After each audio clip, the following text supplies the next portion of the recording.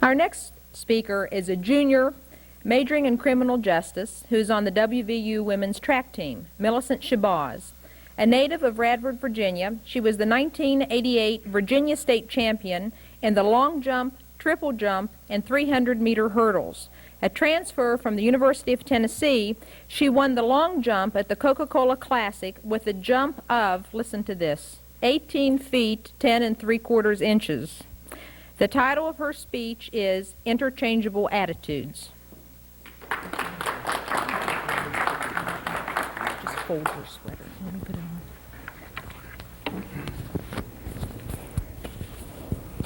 Let me put it on this way.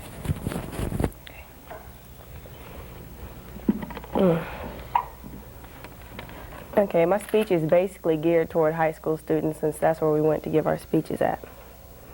Have you ever found yourself in a situation where you had to adjust your attitude? Have you ever looked back on a situation and wished that you had done things differently, and later realizing that maybe if you had changed your attitude, things would have turned out differently? You need different attitudes for diverse situations in life. You need a compromising attitude with athletics. You have to be willing to share and support your teammates and work hard together. You have to be willing to accept change in workouts and still work hard, realizing that it'll only help you in the end.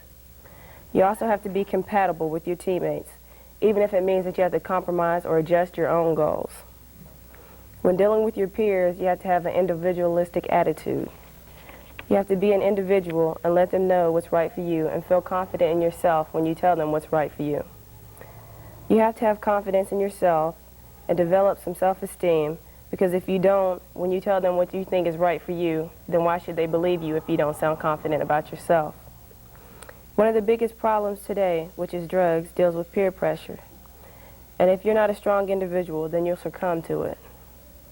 When dealing with adults, you need to have a more tolerant and accepting attitude. As much as you don't want to acknowledge it, there is some wisdom that comes with age.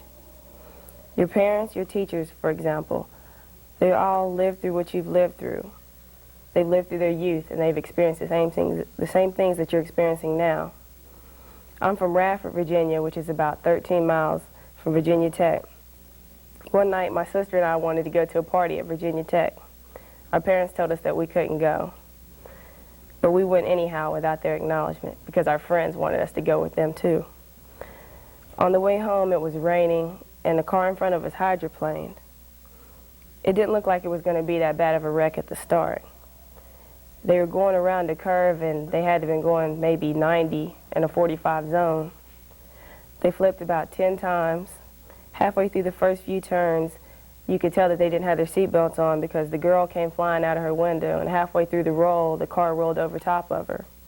Then she was thrown from the wreck about 15 feet up the road.